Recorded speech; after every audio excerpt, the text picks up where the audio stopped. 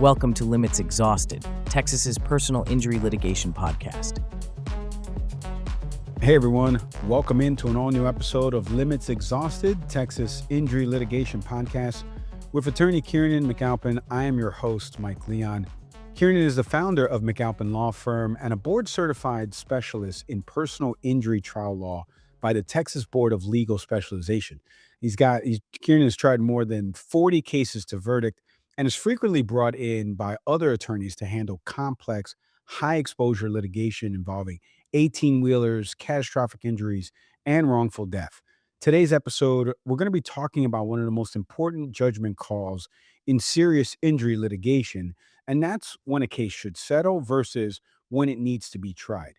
Kiernan, it's good to see you as always. For the attorneys out there who do handle early case development, what are some of the initial signals that a case may ultimately require some type of trial level involvement rather than the routine negotiation path? Thanks for having me, Mike. This is a fascinating topic we have today, so I'm excited to discuss this with you.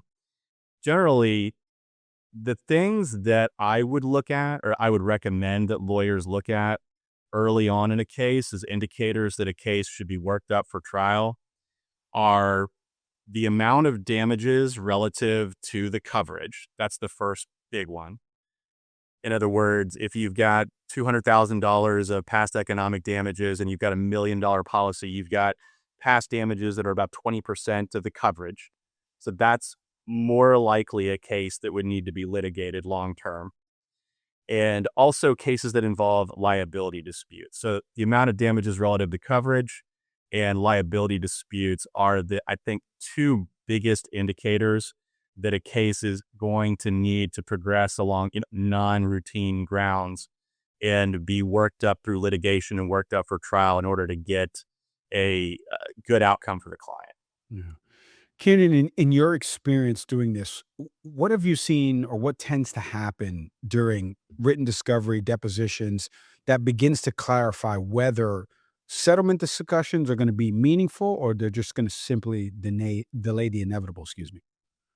Yeah, so discovery is extremely valuable in cases. We learn a lot through discovery in litigation. I'd say if we're talking about early discovery, that is initial set of interrogatories, requests for production, requests for admission, depositions of the key parties and key witnesses, we learn a couple of vital things. The first is if there's any liability defenses in the case, we really get a chance, especially in deposition, to test those liability defenses. We get to cross-examine, the adverse driver or the adverse company man. We cross-examine them hard. We test their liability defenses. We see whether they're going to give in and they're going to admit the plaintiff's case and they're going to admit that they were at fault and they're going to admit that they were negligent, or that they're not going to, and they're going to commit and double down on a story that facially it would be exculpatory to them, but that is ultimately not going to be credible to a jury. So we learn a lot about how good the liability defenses are if they have them in discovery. So that's invaluable because our risk on liability is extremely important to assessing what we ultimately think that the case is worth.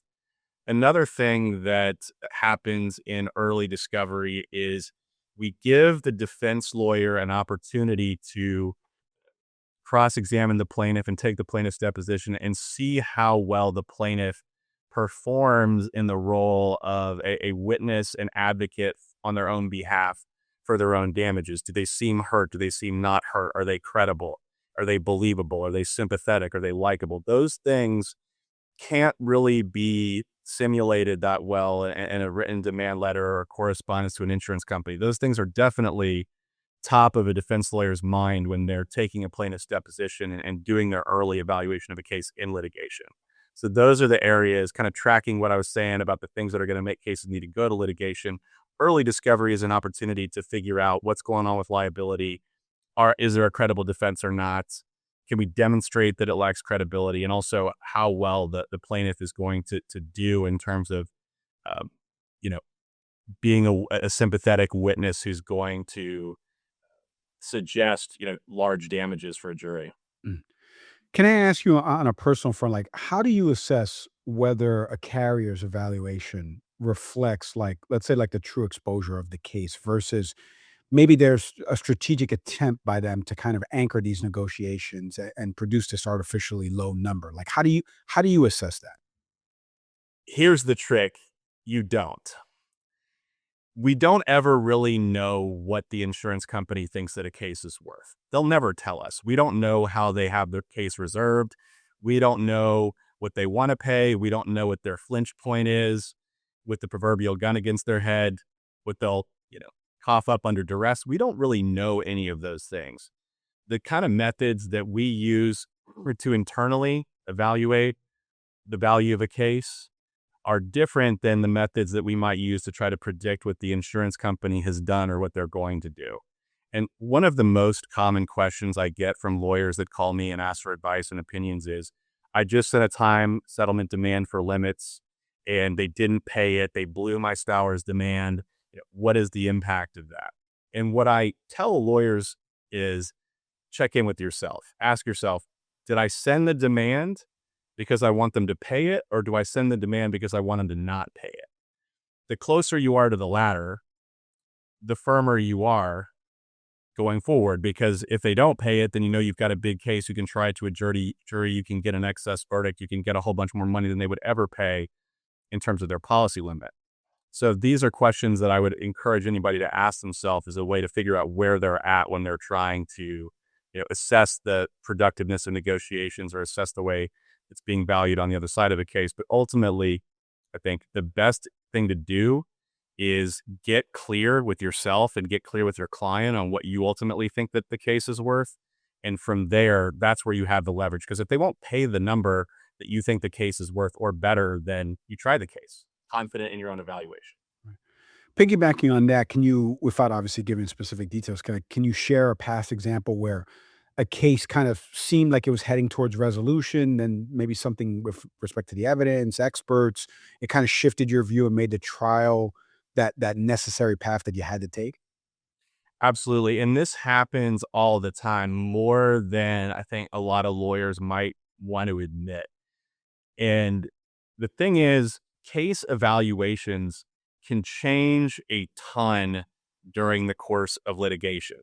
I think there's a tendency for lawyers to look at a case at the beginning of a case and judge the value of the case based on the type of case, based on, how much have similar cases settled for in the past, cases that look kind of like this one, what's the ballpark where we expect it to end up at.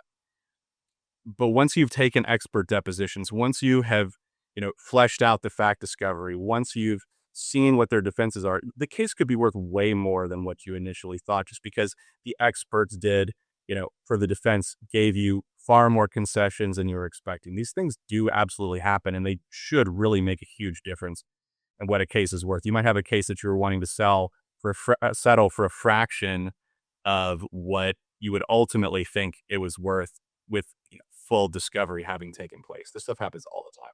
Yeah. Kieran, when you're evaluating long-term damages, let's talk a little bit about that. Like, what elements are most commonly undervalued with respect to settlement negotiations, but then they end up, like, let's say, becoming central at trial? Absolutely. Non-economic damages, pain and suffering, impairment, mental anguish, and disfigurement. Damages that don't come with the bill and that can't be tabulated on a spreadsheet based on economic data. Like, we think about past medical bills, especially, and past loss of earning capacity is kind of the most basic damages that an insurance adjuster is typically going to credit more so than any other damages. Once you get into future economic damages, they become a little bit more speculative. The insurance company tends to give those a little bit less weight than past damages because you can get jurors that won't award it or who will be highly skeptical of it. Then you get into non-economic damages like pain and suffering, putting a value on, the hardship, inconvenience, and, loss of enjoyment and quality of life that somebody's been through as a result of their injuries. Those are more speculative, and they're also highly variable based on the facts of the case or their aggravating circumstances. Is the plaintiff especially sympathetic and things like this? So those are often the biggest damages in these cases, like in cases that are tried where you see 7, 8, 9-figure verdicts. most of the damages are coming from the non-economic damages, not from the economic damages. And ironically, the economic damages are usually what the insurance adjuster is willing to consider. So once the negotiations shift from negotiating medical bills and how much can we get this case settled for towards what is our risk at trial, that's where the leverage comes in, because that's where their real risk of exposure to excess verdicts, excess judgment several times over what their limit is and more, comes from the human factors that tend to be something that you can really only get fully compensated for from a jury. Karen, let me ask you, are there other things that maybe influence your assessment of settlement potential? Maybe let's say like the defense team's reputation, the jury composition, the venue. Like, is there anything else that would influence your assessment of the settlement potential of the case?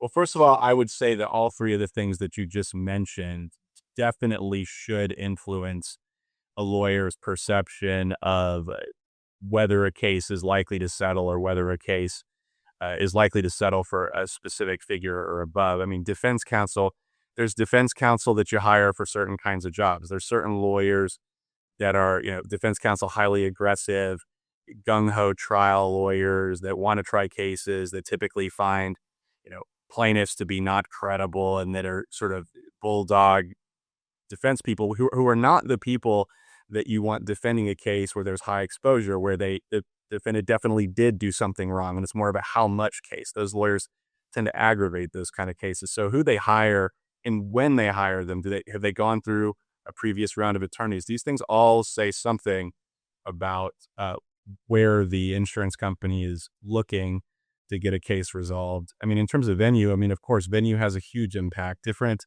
jury pools are much more pro or anti-plaintiff than others. Where you file a case and where you ultimately end up trying a case has a huge impact on what the expected outcome is. And it affects the risk at trial. And that's going to affect any competent, insurance company's evaluation of a case. Similarly, jury composition.